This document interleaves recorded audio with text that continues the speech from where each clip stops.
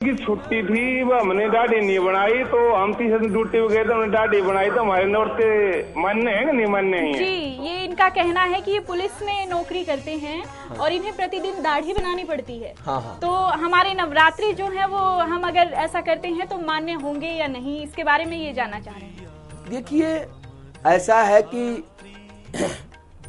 वैसे तो विधि है कि नवरात्र में दाढ़ी जो है नहीं बनाना चाहिए, और दाढ़ी नहीं बनाने का सबसे बड़ी यही विशेषता है कि क्यों नहीं बनानी चाहिए। जी जी बिल्कुल। प्रश्न तो सबसे पहले उठ रहा है कि दाढ़ी क्यों नहीं बनाना चाहिए, कारण क्या है।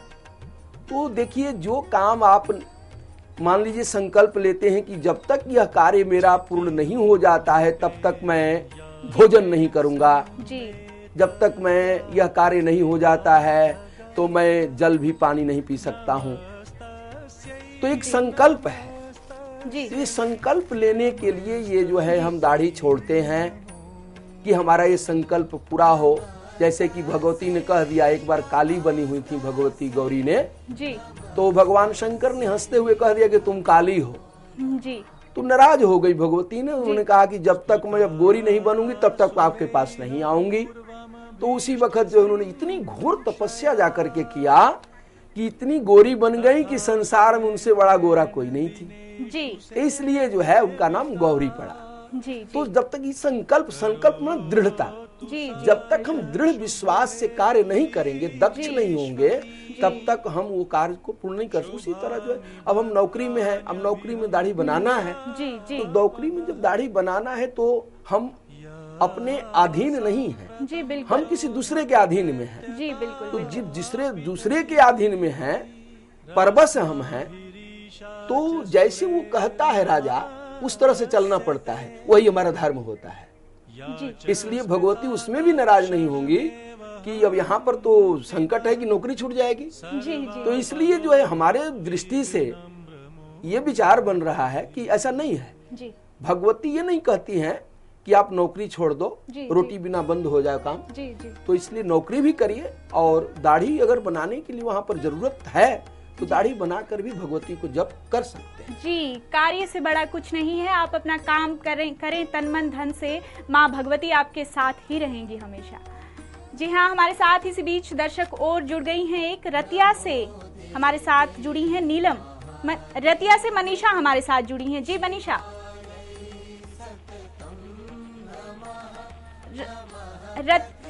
जी मनीषा, स्वागत करते हैं आपका एवं तहलका हरियाणा पर। जी जी, शायद संपर्क हमारा टूट गया है मनीषा से। इसी बीच पानीपत से दीपिका हमारे साथ जुड़ चुकी हैं। जी दीपिका, स्वागत करते हैं आपका। हेलो जी दीपिका, मैम ये पूछ रहे हैं कि अगर हम नवरात्र में अखंड जो जगाते हैं जी, अगर वो किसी वजह से बीच में शांत हो जाए, जी जी, वो किसी वजह से अगर वो शांत हो जाती है और फिर हम उसको दोबारा से जगा देते हैं तो उसमें कोई हानि तो नहीं है? जी, नवरात्रों में जो अखंड ज्योत जलाई जाती है उसे वो बीच में अगर शांत हो जाती है तो उसे अगर हम दोबारा जलाते हैं तो इसका कोई, हाँ, इसका ये जो है ऐसा है, अखंड ज्योत जो जलाया जाता है, एक तो संकल्प लेकर के जलाया। संकल्प माने कामना होता है। जी जी, तो संकल्प का जो कामना हमने लिया है कि हम 9 दिन जो है नवरात्र में जगाएंगे जी, ज्योत को, उसी तरह हमारे को बेहतर तो ये होना चाहिए वैसे लोगों को, यजमान को, कि 9 दिन तक जब ज्योत जलाते हैं तो 9 दिन तक उसी तरह हमें सोना भी चाहिए। जी, कुत्ते के सोने जैसा होना चाहिए, ताकि मैं उसी वक्त जग जाऊं। जी, ऐसी निद्रा हो, निद्रा हो। जी, तो इसलिए जो है जागना चाहिए। अगर गलती से अगर मान लीजिए कि अगर ऐसा नहीं हो रहा है, हमारा जो शरीर है काम नहीं कर रहा है ढंग से, समय से नहीं उठ रहे हैं, जी, तो ज्योत अगर बुझ गया है जी, तो ज्योत जलाइए। और ज्योत जलाने के बाद गणेश जी को ओम गंग गणपते नमः का मंत्र का 108 बार जप करें जी, और इसके बाद जो है वो शुद्धि हो जाती है। इसकी विधि यही है। जी मनीषा, जय और पराजय से क्या होता है, वो कर्म है फल जिसमें छिपा होता है। जीवन में मिले सिद्धि जरूरी तो नहीं, संकल्प सफलता से बड़ा होता है। किसी चीज के लिए इरादा रखिए, संकल्प रखिए, सफलता आपको जरूर मिलेगी। नहीं, हमने बता दिया है उनको। अंबाला से एक दर्शक इस बीच हमारे साथ जुड़ी हैं, दीपिका जी। जी दीपिका जी, अंबाला से राजेश हमारे साथ जुड़े हैं। जी राजेश, जी राजेश,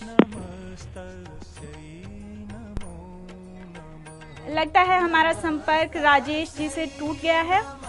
चर्चा को आगे बढ़ाते हुए जानना चाहेंगे कि किस तरीके से पूजा सामग्री का प्रयोग किया जाता है नवरात्र के तीसरे दिन में, क्या पूजा का विधि विधान रहता है? हाँ, नवरात्र की जो तीसरा दिन, आज तीसरा दिन है जी, हम लोग तीसरे दिन में भगवती के सामने बैठे हैं जी। और तीसरे दिन में जो है प्रथमम शैलपुत्री, द्वितीय ब्रह्मचारिणी, तृतीय चंद्रघंटेति जी। आज चंद्रघंटा माता का पूजन किया जाता है जी। चंद्रघंटा जो है, चंद्र घंटाएं यस्याः सा चंद्रघंटा जी, उसको चंद्रघंटा कहते हैं जिसके गले में घंटा जी चंद्रमा के आकार का जी डाला गया हो जी। और चंद्रमा का आकार का जो घंटा है हृदय पर डालने से हृदय तक पहुंचता है और ये शुद्ध करता है आत्मा को, हृदय को पवित्र करता है जी। और हृदय को पवित्र करके जो व्यक्ति पाठ पूजा जप तप करता है उसको जल्दी से जल्दी भगवान जो है उनको। इस बीच आचार्य जी आपको रोकना चाहेंगे, दर्शकों का सिलसिला जुड़ने का लगातार जारी है। हमारे साथ अगले दर्शक जुड़े हैं जुलाना से रोहतास जी। रोहतास, स्वागत करते हैं आपका जी।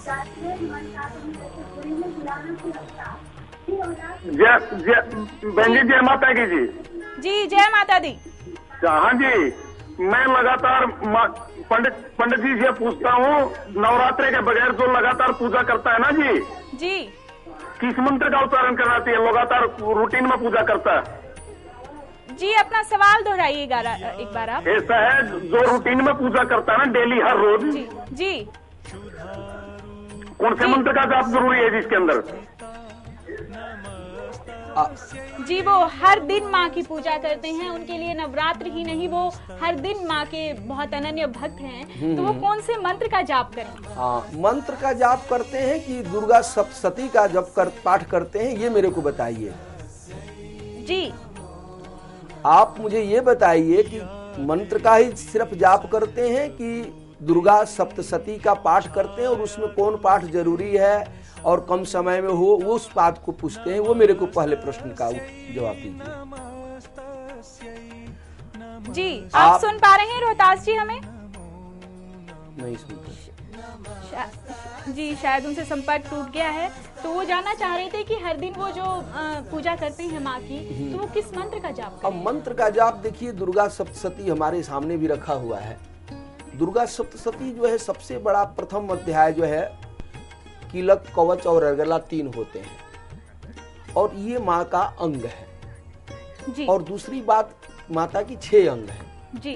कील, कवच, अर्गला जी, प्रधानिक रहस्य, वैकृतिक रहस्य और मूर्ति रहस्य जी। ये 6 अंग है माता के जी। अगर कोई पाठ न भी किया जाए जी तो ये 6 अंग बहुत जरूरी है पाठ करना जी। अगर भगवती के 6 अंग का भी वर्णन कर लिया गया तो समझिए कि अब जैसे कीलक हो गया, कवच हो गया।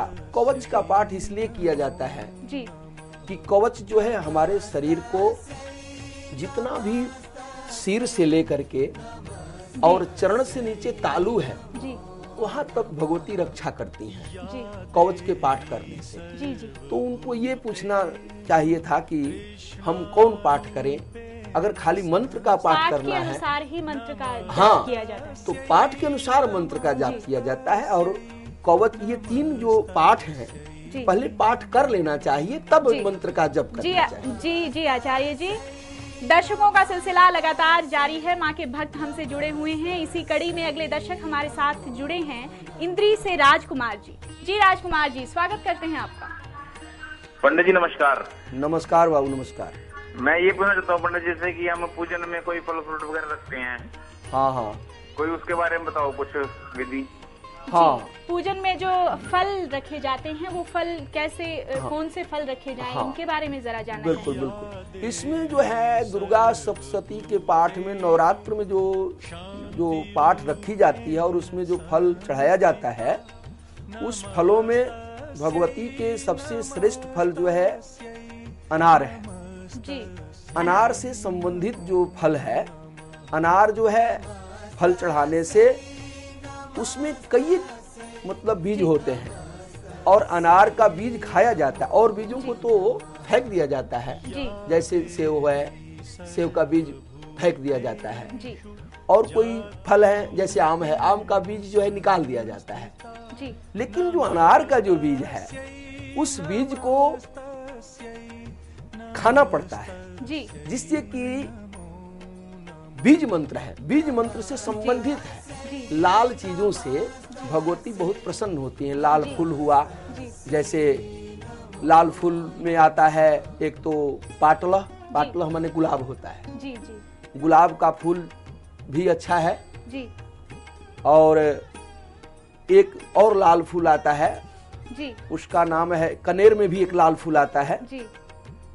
और जी आचार्य जी कहना चाह रहे हैं कि लाल रंग से माँ भगवती बहुत प्रसन्न होती है। लाल रंग के फूल रखिए, लाल रंग के फल रखिए, लाल रंग के फल रखिए और अनार भी रख सकते हैं। अगर अनार नहीं मिले तो सेव भी रख सकते हैं, ऐसी बात नहीं है, परंतु अनार ज्यादा ही प्रेम से मतलब भगवती ग्रहण करती है। जी जी आचार्य जी, बहुत बहुत धन्यवाद आपका हमसे जुड़ने के लिए, हमारे स्टूडियो में पहुंचने के लिए। माँ चंद्र घंटा की कृपा से साधक के समस्त पाप और बाधाएं खत्म हो जाती हैं। माता रानी भी आप सभी के कष्टों का निवारण करे, आपकी सभी मनोकामनाएं पूरी करें। इन्हीं मंगल कामनाओं के साथ मैं सोनल आप सभी से लेती हूँ विदा। जय माता दी। नमो नमः।